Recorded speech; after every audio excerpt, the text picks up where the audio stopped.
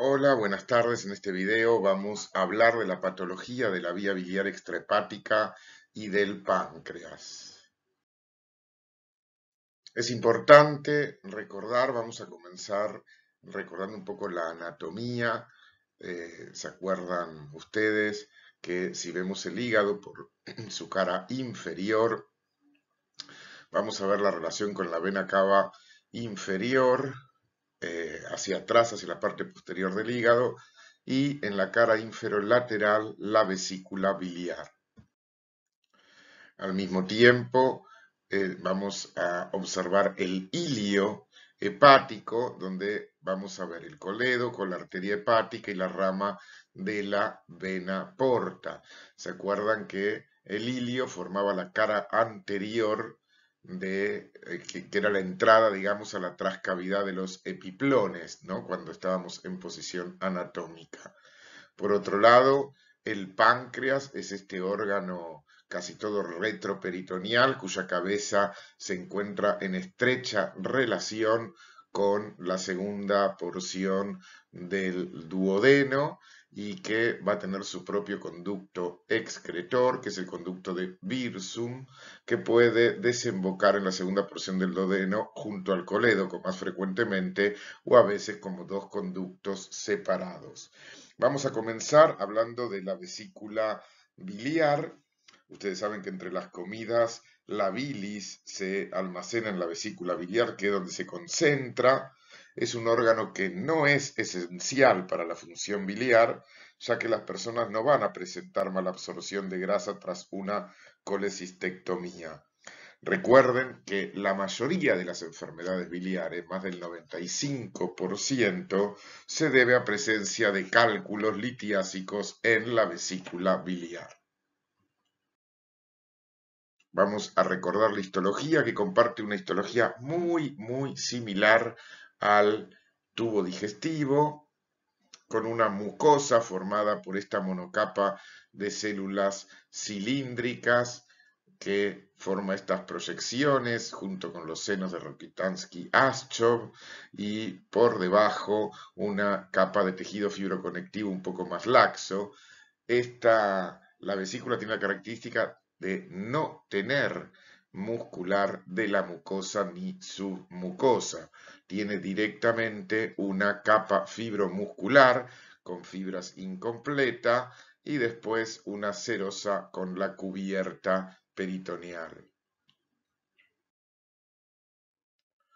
Bueno, dentro de las malformaciones congénitas que podemos encontrar todas las variantes, desde la ausencia de la vesícula biliar de forma congénita, pero también la podemos tener duplicada, con unos conductos císticos fusionados e independientes. Incluso a veces puede presentar un tabique longitudinal o transversal que puede dar una vesícula bilobulada. En muy pocas ocasiones puede haber una localización aberrante de la vesícula, donde lo más frecuente es que esté metida dentro, parcial o completa, de la sustancia hepática. Y quizás lo que es la malformación más frecuente, que es este pliegue en el fondo de la vesícula, que da lugar a una vesícula en gorro frigio, ¿sí? Como podemos ver en esta figura, donde el fondo se repliega hacia su interior. Si bien ya lo nombramos, hay que repetirlo, las enfermedades más frecuentes de la vesícula biliar tienen que ver con la presencia de cálculo y con la inflamación de la misma, ¿sí? En general, muchas veces la colecistitis va asociada a colelitiasis. La presencia de cálculos en la vesícula biliar afecta el 10 a 20% de la población. Hay que tener en cuenta que algunas poblaciones tienen mucha más tendencia a desarrollar cálculos que otros. No sé, los cálculos de colesterol son mucho más prevalentes en Estados Unidos y la parte occidental de Europa, e infrecuente en los países más, más pobres. Asimismo, la edad y sexo influye muchísimo. Las mujeres por encima de los 40 años suelen tener más frecuentemente problemas de vesícula biliar. Asimismo, existen, más allá de las prevalencias según la edad y según sobre todo el sexo en las mujeres, hay factores ambientales como la exposición a los estrógenos, incluido el uso de anticonceptivos orales y el embarazo, que aumenta la expresión de algunos receptores de lipoproteínas hepática, lo cual se traduce en un aumento de la captación de colesterol y de su síntesis, haciendo que se produzca una secreción biliar excesiva de colesterol. También hay trastornos adquiridos como la éstasis vesicular de origen neurógeno u hormonal, donde se acumula mayor cantidad de bilis en la vejiga, y también factores hereditarios, ¿sí? Donde aumentan en los genes que codifican las proteínas responsables del transporte de lípidos biliares, asociándose a un aumento del riesgo de aparición de los cálculos de colesterol. Básicamente vamos a tener dos tipos de cálculos, ¿no? Los de colesterol, ¿sí? Que son los más frecuentes cuando las concentraciones de colesterol superan la capacidad de solubilización de la bilis. Estos precipitan como un monohidrato cristalino. Suelen ser amarillentos, pálidos, ¿sí? Y al aumentar la proporción de carbonato cálcico, fosfatos y bilirrubina, el color se vuelve más blanco grisáceo a negro. Son ovoides y firmes, ¿sí? Por otro lado, tenemos los cálculos pigmentarios. Estos están constituidos por sales de bilirrubinato cálcico, hoy estoy trabado con las palabras, se clasifican en cálculos negros y pardos. Generalmente los negros suelen ser pequeños, frágiles al tacto y múltiples. Los cálculos pardos suelen ser solitarios o escasos y de consistencia más grasa.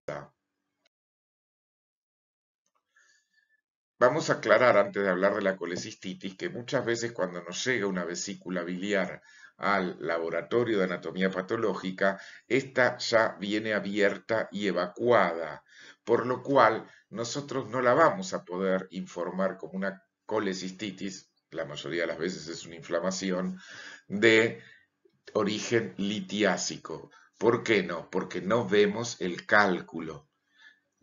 Por eso muchas veces le pedimos al cirujano que aun cuando saque todos los cálculos de la vesícula, que muchas veces se ofrendan cual regalo al paciente, deje alguno para que nosotros podamos decir que es una colecistitis de origen litiásico.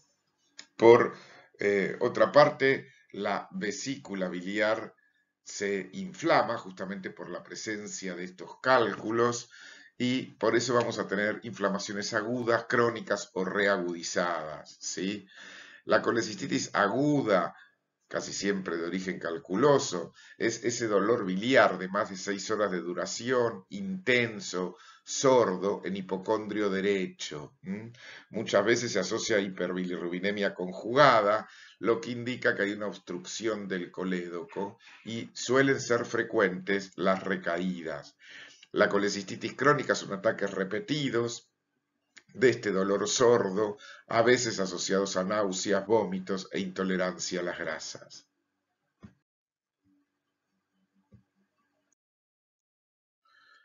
¿Cuáles son las complicaciones que puede tener una colecistitis? Bueno, básicamente son las mismas complicaciones que puede haber en otras inflamaciones de algún sector del tubo digestivo. Yo siempre digo, para que se acuerden, piensen en los divertículos también, ¿no? En este caso, en el de la vesícula, podemos tener sobreinfección bacteriana con el consiguiente desarrollo de una colangitis o incluso septicemia, perforación de la vesícula e incluso el desarrollo de un absceso. Se puede romper la vesícula produciendo salida de su contenido con la consiguiente peritonitis difusa, o incluso dar una fístula biliar y correr el riesgo de una obstrucción intestinal.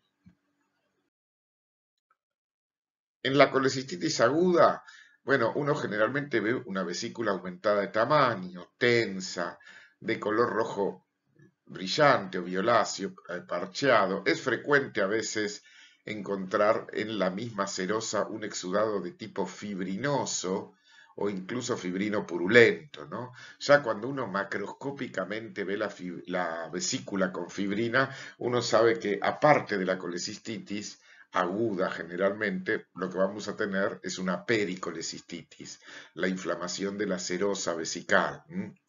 La luz de la vesícula puede estar llena de una bilis turbia que incluso puede contener fibrina o sangre. En los casos leves, la pared de la vesícula está engrosada, edematosa e hiperémica, y en los graves, la vesícula ya se transforma en un órgano completamente necrótico, incluso verde negruzco, lo que nos habla de una colecistitis gangrenosa. Histológicamente, ¿qué es lo que vamos a tener? Podemos tener lesión del epitelio por todo el infiltrado inflamatorio que vamos a encontrar, a predominio, en este caso, ustedes pueden ver que son polilobulados de polimorfonucleares. En la colecistitis crónica es más raro ver lesión de la mucosa como ulceraciones y ese tejido conectivo laxo por debajo del epitelio y la subserosa a menudo están engrosados con leve fibrosis, ¿sí? Y el único dato que nos queda de la inflamación es la presencia de linfocitos. Es importante aclarar que algunas veces nos podemos encontrar con esto, las vellosidades de la vesícula y en su interior estas células medio claritas con núcleo chiquitito, ¿sí? Y un leve granulado interior, que son macrófagos cargados de colesterol. En este caso, lo que tenemos es una colecistitis colesterolósica, ¿sí?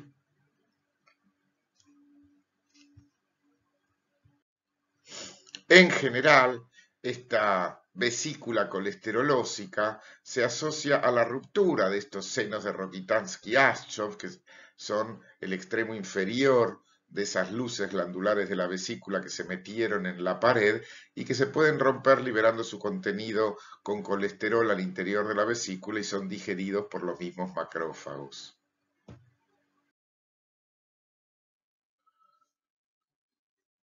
Ahora, también tenemos conductos biliares extrahepáticos, ¿no? Los que tienen que ver con el colédoco y el cístico incluso. En estos conductos también podemos encontrar inflamación y presencia de cálculos, muchas veces o algunas veces asociados a atresia biliar o quistes del colédoco. La coledocolitiasis es la presencia de cálculos dentro de la vía biliar. Y los síntomas generalmente aparecen por obstrucción del árbol biliar, dando la consiguiente hiperbilirrubinemia, colangitis, la inflamación del conducto, el desarrollo de un absceso hepático, incluso dando hepatopatía crónica con cirrosis biliar secundaria, como vimos en otro video, o favorecer el desarrollo de una colecistitis aguda calculosa. Tengan presente que cuando uno tiene litiasis de la vesícula biliar, presencia de cálculos, ustedes habrán visto que muchas veces uno dice, "Uy, tengo barro biliar o microcalculitos, no es tan importante, me voy a esperar para operarme". En realidad no es la respuesta, porque cuanto más chiquitos son los cálculos que tengamos en la vesícula, mayor es la probabilidad de que alguno de estos se enclave en el colédoco o incluso en el páncreas y termine a la altura del páncreas y termine provocando incluso una pancreatitis, como vamos a ver más adelante. Acá podemos ver la dilatación de la vía biliar como consecuencia de la coledocolitiasis. La colangitis es la inflamación aguda de la pared de los conductos biliares asociada a la infección. Generalmente los síntomas son los de una infección: fiebre, escalofríos, dolor abdominal y la ictericia de la cual ya hablamos. Con respecto a los tumores de vesícula biliar, por lejos el carcinoma de vesícula biliar es el tumor maligno más frecuente de la vía biliar extrahepática. Y la verdad que hay muchas diferencias en cuanto a la incidencia de cáncer de vesícula biliar, tanto a nivel mundial como dentro de algunas regiones. El cáncer de vesícula biliar es al menos 2 veces más frecuente en las mujeres que los varones, e incluso esta diferencia puede ser varias veces superior en las regiones de máxima incidencia. Lamentablemente, la mayoría de los pacientes se diagnostican cuando ya el estadio está muy avanzado, siendo imposible la resección quirúrgica, y la supervivencia media a los 5 años de estos pacientes sigue siendo inferior al 10%.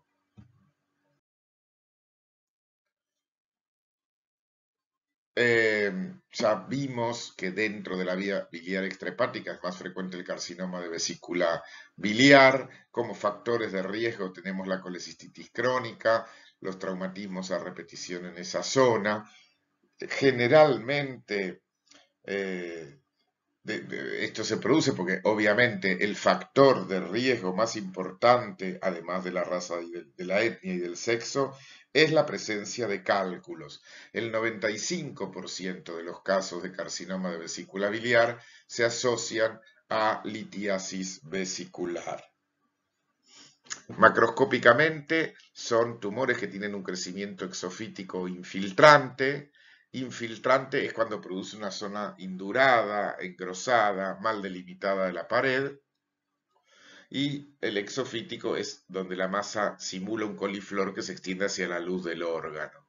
Obviamente, por el tipo, al ser una glándula, lo más frecuente por lejos van a ser los adenocarcinomas. Son muy pocos los carcinomas epidermoides que podemos encontrar. A lo sumo lo que encontramos es una diferenciación adenoescamosa, es decir, con un pedacito del tumor que tiene diferenciación escamosa.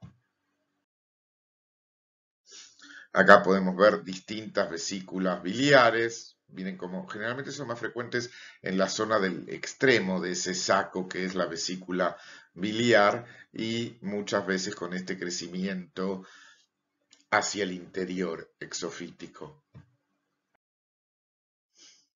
Histológicamente acá podemos ver cómo corresponden a carcinomas, a veces más papilares, a veces más diferenciados, ¿sí? Donde vemos las atipías celulares. El segundo tumor maligno primario de las vías extrahepáticas sería el colangiocarcinoma. Suele afectar a personas un poco más añosas, suelen ser asintomáticos e histológicamente se corresponden a adenocarcinomas típicos con presencia de glándulas más o menos formadas, incluso con mucina intracelular y abundante reacción desmoplásica del estroma. ¿Qué era esto? Cuando el estroma se vuelve muy fibroso. No se suelen identificar pigmento biliar ni inclusiones en las células tumorales.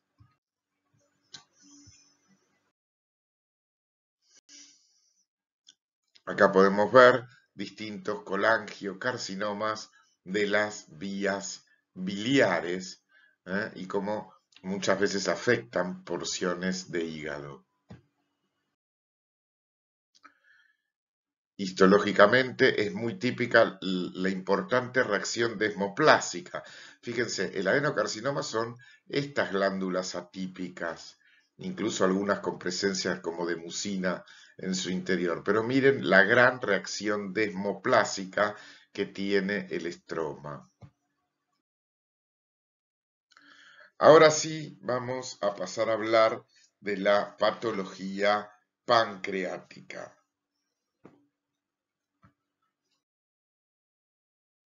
Ese órgano que consta de una cabeza, cuerpo y cola, esta glándula exócrina y endócrina. La endócrina la vamos a estudiar con más detalle en las lesiones de los islotes de Langerhans, cuando veamos patología endocrina. Hoy nos vamos a dedicar más a la parte exócrina del páncreas, que es la que está formada por los acinos que mandan su secreción a través de pequeños conductos al conducto de Wirsum y de ahí al colédoco o directamente al duodeno.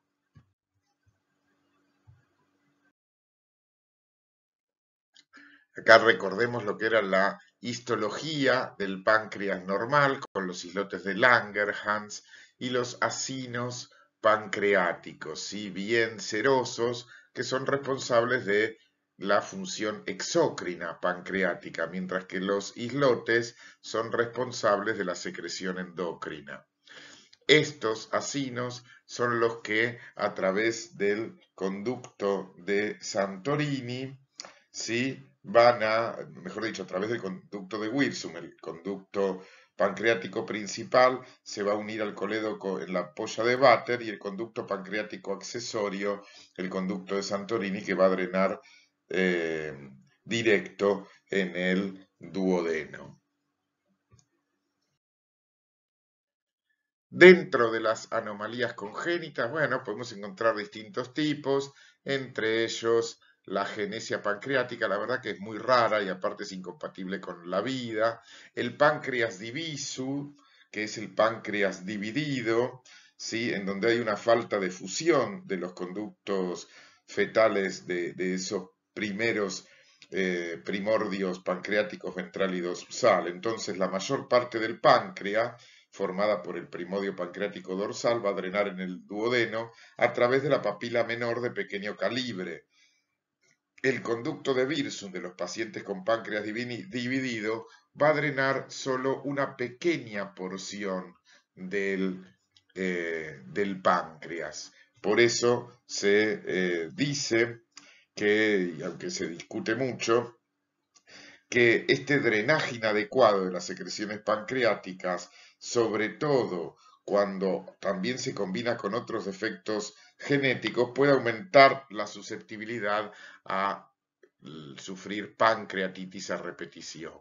Bueno, el páncreas anular, poco frecuente, pero donde el páncreas se enrolla alrededor de la segunda porción del duodeno y que puede predisponer al desarrollo de obstrucciones, y la presencia de páncreas ectópico. Los lugares más comunes para encontrar estas ectopías pancreáticas son el estómago, el duodeno, el yeyuno, el ilion, sobre todo en el divertículo de Meckel. Estos focos pueden ir desde milímetros a pocos centímetros. Bueno, vamos a hablar de las pancreatitis, que por supuesto se dividen en dos formas, aguda y crónica. Y si bien ambos cuadros se inician por lesiones que provocan la autodigestión del páncreas por sus propias enzimas, cada una de estas formas tiene características propias, patológicas y clínicas. La pancreatitis aguda puede presentarse como una forma leve y autolimitada o como un proceso grave, la pancreatitis aguda hemorrágica. La crónica es un proceso de inflamación continua o recidivante que produce dolor y provoca una lesión morfológica irreversible con alteración permanente de la función pancreática. No nos olvidemos que las dos tienen una patogenia similar, que es la autodigestión enzimática por las propias enzimas pancreáticas. La pancreatitis aguda está formada por un grupo de lesiones reversibles donde la principal lesión es la inflamación. La gravedad puede ir desde edema focal y necrosis grasa hasta necrosis del parénquima con hemorragia grave. La mayoría de estas pancreatitis son atribuibles a enfermedad de la vía biliar, litiasis sobre todo, o alcoholismo. Se va a caracterizar por un dolor abdominal de comienzo agudo, secundaria a esta necrosis enzimática de los tejidos pancreáticos y a la inflamación del páncreas. Casi siempre está asociada a la presencia de cálculos biliares y a alcoholismo. Esto es importantísimo. Entonces, en resumen, los factores etiológicos de la pancreatitis aguda son de los metabólicos, el más importante es el alcoholismo, de los mecánicos, los cálculos biliares, el shock dentro de las causas vasculares y algunos virus como el de la parotiditis dentro de las causas infecciosas. Es decir, múltiples factores etiológicos nos llevan a la pancreatitis aguda, si bien la mayoría de los casos van a estar dados por alcoholismo o litiasis. ¿Cuál es la patogénesis de la pancreatitis? Esto es algo que les cuesta explicarlo. Tengamos presente que la lesión de la célula cinar se puede producir por varios mecanismos, ya sea por obstrucción de los conductos, ¿sí?, que lleva a que se produzca edema intersticial, que se altere el flujo sanguíneo y que se produzca isquemia del tejido pancreático que va a lesionar directamente la célula cinar, por lesión directa de la célula cinar, como ocurre con alcohol, algunos fármacos, isquemia, traumatismos o los virus mismos, como el de la parotiditis. En este caso, la lesión de la célula va a provocar liberación de proenzimas e hidrolasas que se van a actimar y van a producir lesión de la célula cinar.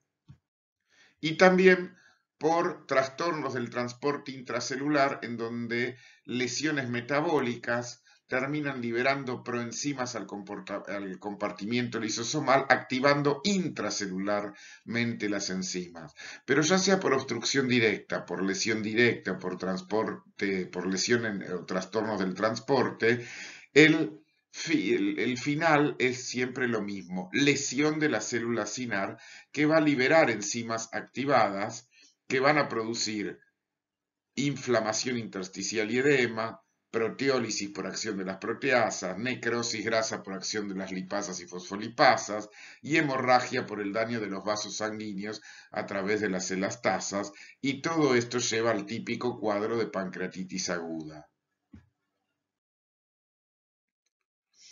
Los principales cambios morfológicos que vemos son edema, necrosis grasa, es decir, citoesteatonecrosis por la acción de las lipasas, una reacción inflamatoria aguda, destrucción proteolítica del parénquima pancreático y focos de hemorragia. Las formas leves se van a autolimitar a un edema intersticial y áreas focales de necrosis, pero en las formas graves, como en la pancreatitis necrosante aguda, la necrosis del tejido pancreático va a afectar a los tejidos acinares y ductales, tanto como a los islotes de Langerhans. El daño vascular va a producir una gran hemorragia dentro del parénquima pancreático, una gran hemorragia dentro del parénquima pancreático. Macroscópicamente, el páncreas y la grasa alrededor del páncreas van a mostrar una hemorragia rojo-negruzca con focos de necrosis grasa amarillenta. El peritoneo va a contener un líquido ceroso turbio marrón con globos de grasa.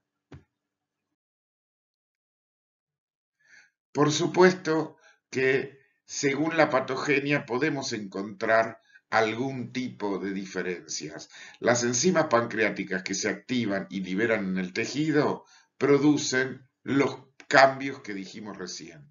Extravasación de líquido a partir de la microcirculación, con el consiguiente edema, activación de las enzimas lipolíticas que van a producir citoesteatonecrosis, una reacción inflamatoria aguda, destrucción proteolítica del tejido pancreático y destrucción de los vasos sanguíneos con la consiguiente hemorragia intersticial.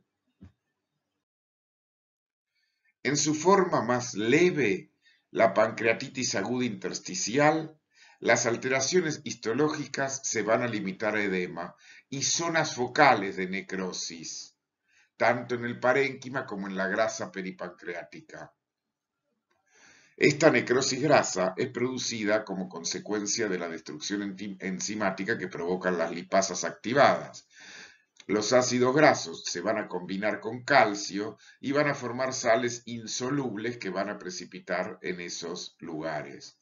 La forma más grave es la pancreatitis aguda necrotizante, cuando se destruyen todos los tejidos del órgano, provocando una gran hemorragia intraparenquimatosa. Por eso el órgano, en los casos graves, se encuentra con áreas a su lado negruzcas por esta hemorragia, mezclada con focos de necrosis grasa de coloración más clara. Los focos de necrosis grasa se pueden extender al epiplón, mesenterio intestinal o incluso fuera de la cavidad abdominal, como puede ser el tejido celular subcutáneo. Incluso el líquido asítico que también vamos a encontrar en la cavidad abdominal puede tener presencia de glóbulos de grasa, globitos de grasa. La clínica es muy característica con el típico dolor que van a estudiar en SEMI, el dolor en cinturón. Su magnitud va a depender de la gravedad de la lesión. Aparte va a haber elevación en el plasma de los niveles de amilasa y lipasa por destrucción de las células parenquimatosas. Y se puede desarrollar rápidamente shock debido a la pérdida de volumen sanguíneo y a los trastornos electrolíticos o a la endotoxemia y a la liberación de citoquinas y agentes vasoactivos, como ser la bradiquinina, prostaglandinas, óxido nítrico y factor de activación plaquetaria. La precipitación de estos jabones de calcio en la necrosis grasa puede producir una hipocalcemia. Los sobrevivientes pueden presentar secuelas como abscesos pancreáticos estériles o pseudoquistes pancreáticos, de los cuales hablaremos más en detalle. Acá vemos el típico tejido pancreático con esa coloración negruzca por los focos de hemorragia intraparenquimatosa y las zonas más amarillentas por la necrosis grasa. A mayor aumento para ver los focos amarillentos con la necrosis grasa y toda la hemorragia que destruyó el parénquima. La citoesteatonecrosis que puede alcanzar el tejido del epiplón, todos esos puntitos amarillos es la típica coloración de la citoesteatonecrosis, e incluso la formación de verdaderos abscesos, cavidades llenas de pus dentro del tejido pancreático. A menor aumento podemos ver, con poco aumento en realidad podemos ver tejido pancreático remanente, necrosis, con focos de citoesteatonecrosis y mucho infiltrado inflamatorio. Cuando vemos a mayor aumento alrededor de las áreas de necrosis, vemos la presencia de eritrocitos, de hemorragia intraparenquimatosa y mucho infiltrado inflamatorio agudo. Restos sobre la derecha de la imagen de páncreas normal, eritrocitos extravasados, necrosis del parénquima pancreático, necrosis grasa, citoesteatonecrosis, eritrocitos, polimorfonucleares, tejido necrótico y remanente de tejido pancreático. Miren qué bien se ve en este preparado la necrosis grasa. A mayor aumento, esta necrosis grasa con los adipocitos que perdieron su núcleo.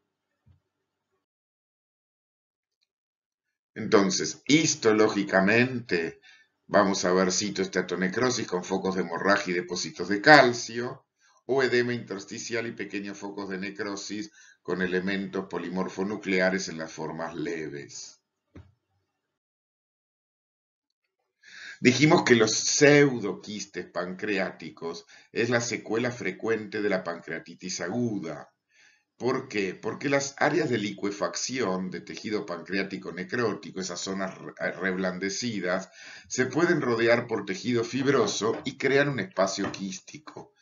Esto es lo que se conoce como pseudoquiste pancreático. ¿Por qué pseudo? Porque carecen de revestimiento epitelial. ¿Sí?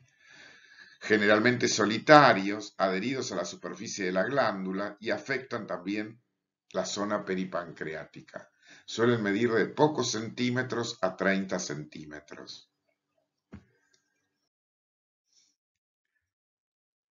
Entonces recordemos que se le llama pseudoquiste pancreático por la ausencia de tejido epitelial. Su pared es fibrosa. La crónica Ya lo dijimos, es una enfermedad que se caracterizaba por brotes repetidos de inflamación pancreática, leve o moderada, con pérdida progresiva de parénquima pancreático y sustitución por tejido fibroso.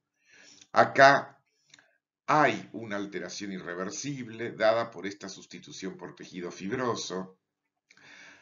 Afecta entre el 0,04% y el 5% de la población, muy relacionado con el consumo prolongado de alcohol, sobre todo en hombres de mediana edad. La patogenia también puede ser un poco variada por obstrucción ductal por concreciones, tapones lipídicos en alcohólicos o concreciones cálcicas por litiasis, proteínas secretadas, como ser la disminución de la litostatina, que normalmente inhibiría la precipitación intraluminal de los carbonatos de calcio, el estrés oxidativo inducido por el alcohol, que puede causar una secreción proteica normal, con necrosis de las células acinares, inflamación y fibrosis, la fibrosis intersticial, que provoca alteración de la forma de los conductos y altera la secreción pancreática y el flujo distal. Existen formas raras de pancreatitis, como ser la causada por la malnutrición proteico-calórica o la pancreatitis hereditaria autosómica dominante, que escapa un poco el objetivo de este video. Morfológicamente, en la pancreatitis lo que vamos a ver es fibrosis de distribución irregular, una reducción del número y tamaño de los acinos, con conservación relativa de los islotes de Langerhans cuando no son afectados, y obstrucción variable de los conductos pancreáticos de todos los tamaños. Las lesiones tienen una distribución de tipo lobular y pueden afectar a partes o a la totalidad del órgano. Suele acompañar una inflamación de tipo crónico. Los conductos intralubares pueden estar dilatados y casi siempre contienen tapones proteicos en sus luces. El epitelio ductal es frecuente que aparezca atrofiado o a veces hiperplásico o incluso mostrar metaplasia escamosa. Los islotes pancreáticos conservados se encuentran entre tejido fibroso o formando parte de lóbulos muy alterados y por eso también pueden terminar por desaparecer. Macroscópicamente la glándula es dura, de menor tamaño, con pequeñas dilataciones correspondientes a esos ductos dilatados y a veces es frecuente palpar o incluso ver las concreciones calcificadas producto de estos depósitos cálcicos en este tejido fibroso, lo que lleva a todas estas alteraciones macroscópicas del órgano.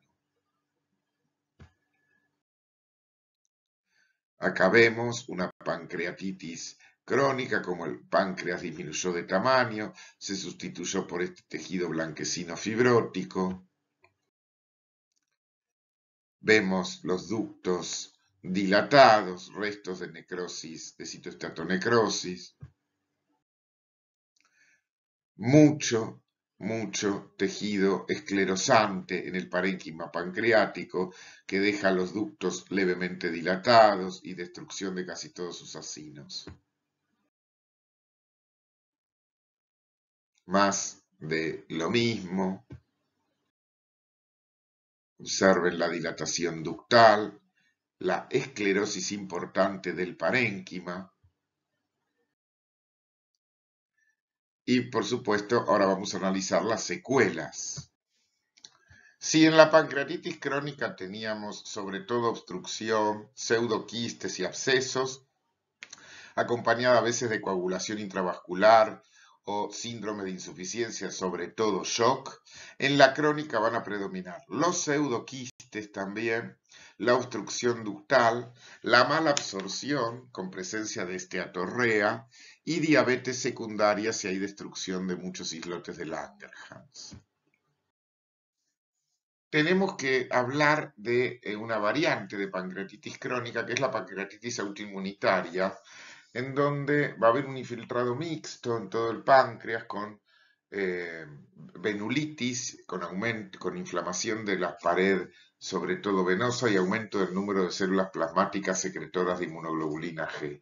La pancreatitis aguda inmunitaria asociada a inmunoglobulina G es una enfermedad multisistémica que puede afectar diversos órganos y en realidad la nombramos porque es importante reconocer el origen autoinmunitario, porque si bien puede producir mucha sintomatología que se puede asociar un carcinoma de páncreas, la pancreatitis autoinmunitaria puede ser tratada con esteroides y tener una buena respuesta.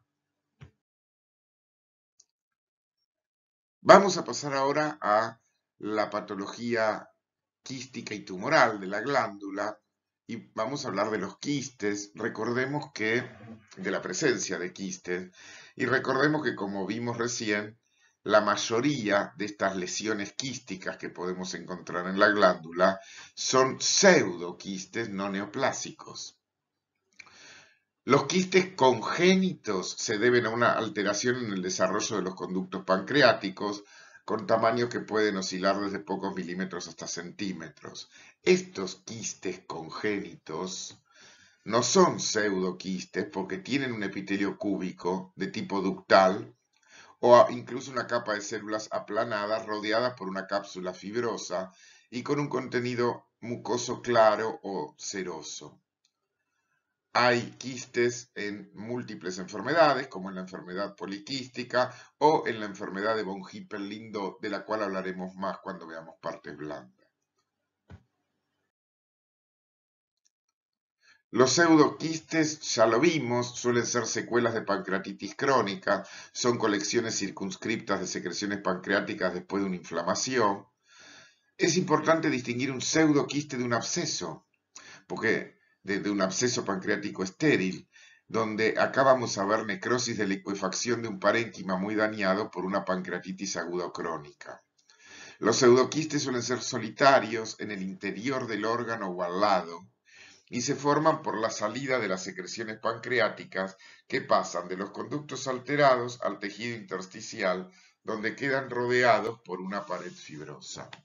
Pueden medir hasta 5 a 10 centímetros de diámetro y suelen ser uniloculares. Miren esta imagen topográfica. Recuerden que siempre en las tomografías uno ve desde abajo el corte, vemos los riñones, parte del hígado y acá bien sobre las arterias, la aorta y la cava, parte del páncreas con este quiste. En este caso seguramente le están haciendo una punción bajo control tomográfico. Con respecto a las neoplasias quísticas, representan menos del 5% de todas las neoplasias pancreáticas. Son diversos tumores que van desde inocentes quistes benignos hasta lesiones que pueden ser precursoras de cánceres infiltrantes. Recordemos que el resto, solo el 5 al 15% de los quistes pancreáticos son neoplásicos, porque la mayoría, como vimos antes, son pseudoquistes. Las neoplasias quísticas serosas son benignas, pero otras, como las mucinosas papilares intraquísticas y las neoplasias quísticas directamente uniloculares de tipo mucinoso, se consideran precancerosas. Son siempre más frecuentes en mujeres ancianas y se suelen ubicar en el cuerpo o en la cola del órgano y se manifiestan como masas de crecimiento lento e indoloro. Los cistoadenomas serosos representan el 25% de las neoplasias pancreáticas. Son benignos alrededor de 70 años y más frecuentes en mujeres. Suelen ser de diagnóstico tardío. Y por supuesto, vamos a encontrar un quiste, de ahí lo de cisto, recubierto por células cúbicas ricas en glucógeno que rodean pequeños quistes con un líquido claro de color cetrino. ¿Sí? Neoplasias bien quísticas, donde podemos ver multiloculares en este caso. Las mucinosas también aparecen en mujeres, cuerpo o cola de páncreas, también son masas indoloras de crecimiento lentos, también son espacios quísticos revestidos por epitelio cilíndrico con diferente grado de atipía, pero estos van a estar rellenos de mucina, por eso lo de mucinosas, con un estroma un poco más denso. Se pueden asociar a un adenocarcinoma infiltrante. De hecho, todas las neoplasias serosas quísticas pueden ser precursoras de carcinomas infiltrantes. Miren, en este caso su aspecto multiloculado, ¿sí? Porque tiene múltiples locus. Y podemos ver el típico epitelio cilíndrico mucinoso, por eso se ven más claritas las células. Hay neoplasias mucinosas papilares intraductales, estas son más frecuentes en hombres, en cabeza del páncreas. Estas van a tener su origen en los conductos pancreáticos principales y su epitelio va a presentar distintos grados de displasia. Incluso se pueden asociar a un adenocarcinoma infiltrante. Vemos las típicas papilas. Y por supuesto ahora tenemos que hablar del carcinoma de páncreas, ¿sí? El adenocarcinoma ductal infiltrante de páncreas, que es al que se le suele denominar cáncer de páncreas, es la cuarta causa de muerte por cáncer en Estados Unidos, solo detrás de los tumores de pulmón, de colon y de mama, y tiene una de las mortalidades por cánceres más elevado. La influencia ambiental más importante es el tabaco, el alcohol y las dietas hipercalóricas ricas en grasa. Suele afectar más frecuentemente a pacientes con pancreatitis crónica. Se han detectado casos familiares. En más del 90% de los cánceres pancreáticos hay mutaciones puntuales en el codón 12 del oncogen KRAS y en el 60 al 80% de ellos se observó mutaciones en el P53. El 60% de estos cánceres surgen en la cabeza, el 15% lo hacen en el cuerpo y el 5% en la cola. Todas son adenocarcinomas originados en el epitelio de los conductos. Algunos secretan mucina y, como igual a los adenomas mucinosos, poseen un estroma fibroso abundante. Voy a recordarles un cachitito. Recuerden que cuando aparecen en la cabeza del páncreas pueden dar sintomatología más rápida por obstrucción de las vías biliares. Los de la cola se diagnostican muy tardíamente. Las lesiones bien desmoplásicas suelen verse como masas duras, arenosas, de color blanco grisáceo. En sus primeros estadios el tumor infiltra localmente, pero termina extendiéndose a las estructuras vecinas. Los carcinomas de la cabeza suelen terminar infiltrando la región de la polla de Vater, provocando obstrucción y dilatación de los conductos, produciendo ictericia en la mayoría de los pacientes. Cuando esta ictericia es temprana, ayuda a un diagnóstico más precoz. Como los carcinomas de cuerpo y cola no afectan el árbol biliar, suelen permanecer silentes durante más tiempo. Por eso cuando se los descubre ya son masas muy grandes y ampliamente diseminadas en la mayoría de los casos.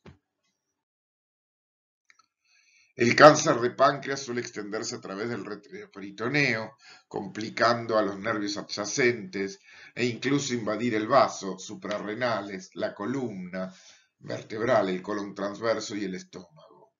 Por supuesto, metastatiza a ganglios periféricos y a distancia, y con frecuencia a hígado, pulmones y hueso.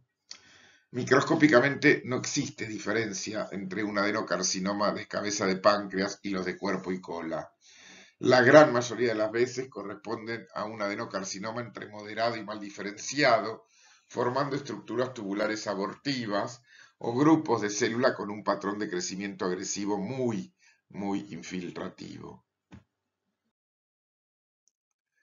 Acá podemos ver un carcinoma de páncreas, vemos cómo se extendió más allá del tejido pancreático, bien irregular, cómo se extiende más allá del tejido pancreático,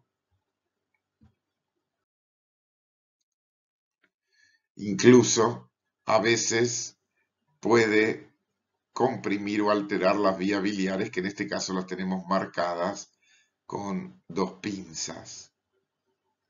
Acá estamos viendo parte de la segunda porción del duodeno.